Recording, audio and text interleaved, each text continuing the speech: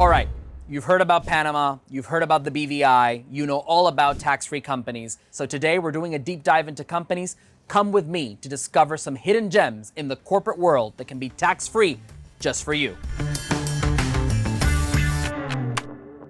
Hello everyone, this is Javier Correa, once again, the tax researcher for Nomad Capitalist, and today we're talking about companies. So companies are a fundamental part of the equation of almost any Nomad Capitalist plan. I would say maybe with the exception of retirees who have everything in their own name, maybe in a multi-million-dollar retirement account or something of that nature. And still, we oftentimes recommend that these types of people have some kind of holding structure also for some different investments. So overall, it's safe to say that for 95 to 97% of all of our plans, there is some kind of corporate structure involved. Very rarely would we not take corporations and business entities into consideration when dealing with a global, holistic, international, multi-jurisdictional plan. So a lot of our clients come to us and say, all right, where can I incorporate? And oftentimes they will know about the major jurisdictions we talk about here. So, if you're doing business in Asia, particularly with China, Hong Kong is a great option, right? The gateway to China for Western investors, or the gateway to the West for Chinese investors, depending on how you look at it. You've heard about Panama and Latin America. I did an entire series on Panama. Feel free to check it out. It's available on the channel. And so everyone knows about Panama. Everyone knows about Hong Kong.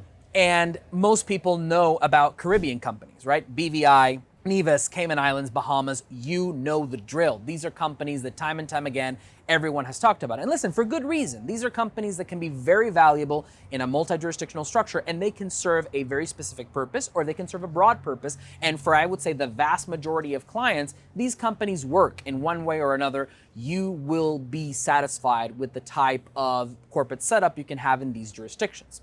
But every once in a while, we have a client who has a very specific tax residence. We have a client who has a specific family setup.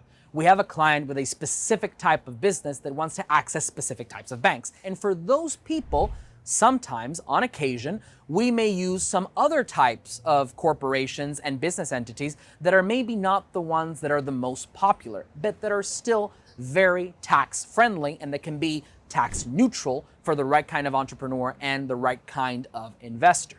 And these companies can be found in places around the world, from the Middle East to Asia to Latin America even. So tax-friendly companies that you don't often hear about and that can work for people in particular circumstances. Let's start with Latin America. Number one, I would say Uruguay.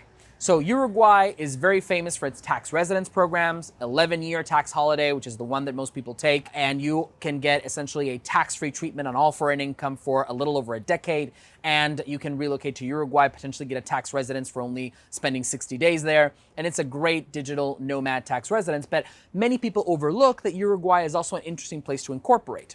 It has a lot of the similar, let's say, tax treatments and advantages that a Panamanian corporation has. So because Uruguay has a territorial tax system, if you have a Uruguayan corporation, una sociedad anónima, or what they call in Uruguay I guess you would say in English, a simplified corporation, so una sociedad anónima simplificada, SAS, you can do business globally and you will not be subject to tax in Uruguay.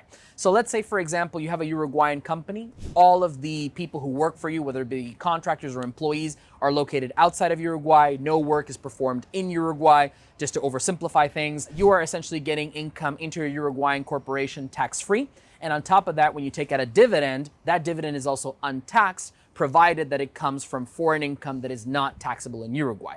Now, you do have to be careful because Uruguay has been introducing certain rules and regulations to make sure that especially big multinational groups are respecting Pillar 2 of the OECD guidelines and regulations, the alternative minimum tax, the global corporate minimum tax, and things of that nature. And that has meant that certain intellectual property income and other specific types of income may be taxable in Uruguay, but only under specific circumstances, even if it's foreign. But for most people watching this video, for general entrepreneurs, Uruguay can be an excellent option, very often overlooked. Number two, going up to Central America. People love Panama. Listen, I just told you in the intro to this video, I adore Panama. I would relocate to Panama. I think Panama is the best place to be in Latin America if you're a global entrepreneur. But for some people, they like to look at neighboring countries, and Costa Rica is often one that, again, comes to mind for tax residence, but people overlook that you could potentially have a Costa Rican company and also be very tax efficient. So Costa Rica, again, applying a territorial principle of tax, which means that if you have a Costa Rican corporation, you are able to essentially avoid tax on any foreign source income that Costa Rican company has, very similar to Uruguay. So would a Costa Rican company be a better alternative to a Panamanian company? Listen, almost never. But again, we have had some clients in very particular situations where maybe Panama was still gray listed for, its past with the Panama Papers, and they wanted something in the region. And listen, for that specific person dealing with that specific tax authority, Costa Rica was a plausible alternative. Maybe I've used it, I want to say twice or maybe thrice in a plan. Rarely, but there have been cases where a Costa Rican company has made sense. All right, that was in the Americas. Now let's take a look at what we can find in Europe, for example. In Europe, you have 3 jurisdictions in the Channel Islands: the Isle of Man, Guernsey, and Jersey. And in fact, let me correct that right there. Isle of Man is obviously not in the Channel, a bit further north between Ireland and Great Britain proper. So I do apologize for that. But anyway, now that we're located in terms of geography, these 3 jurisdictions are often overlooked when it comes to tax planning. Many people forget the fact that these are British Crown dependencies, that these are locations that apply British common law, that are under the protection of the British Crown for things like diplomacy and military defense, but that ultimately are autonomous when it comes to tax. So all 3 of these jurisdictions have options for companies to pay 0% tax. I would say the Isle of Man definitely is maybe the most complicated. It has the most strict economic substance rules put in place there. You do need a local director. It's a bit more complicated, but for the right kind of person, could work, could be ideal.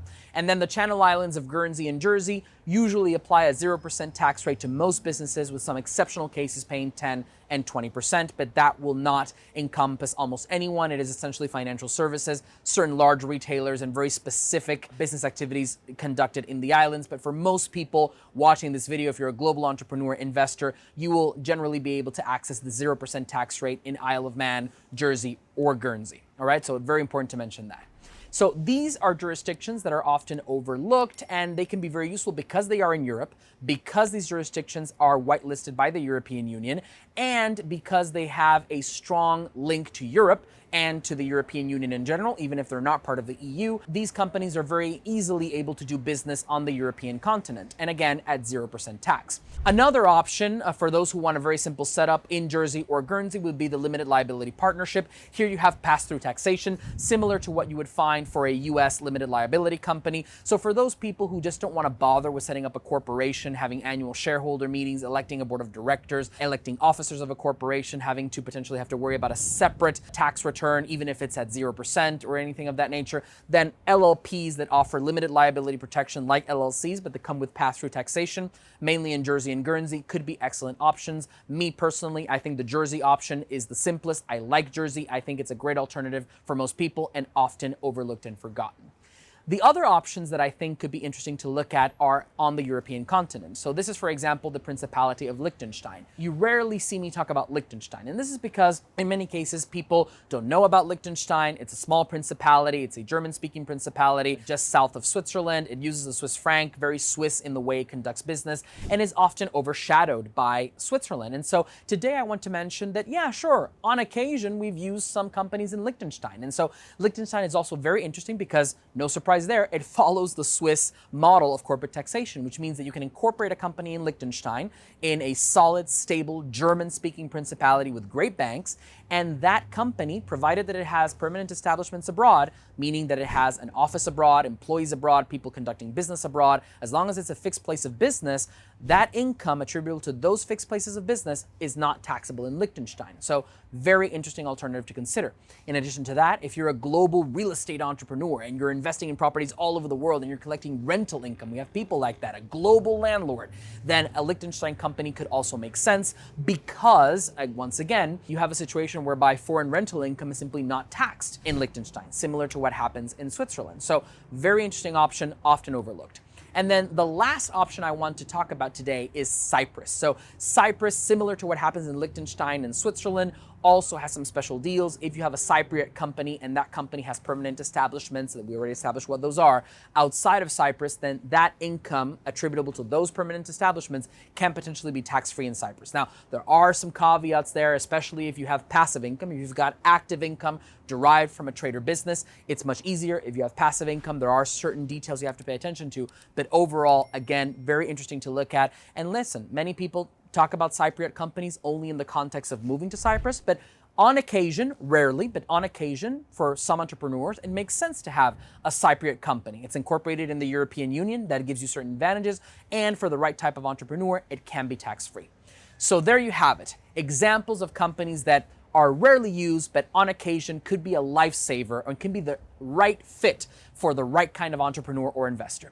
If you want to learn more about jurisdictions that are maybe a bit uncommon, but they can still be very interesting, or if you want to dive deep into the world of offshore incorporation in general, be sure to drop a comment down below, go to nomadcapitalist.com/apply, and follow us on Instagram, and we'll be here waiting for you in the next video.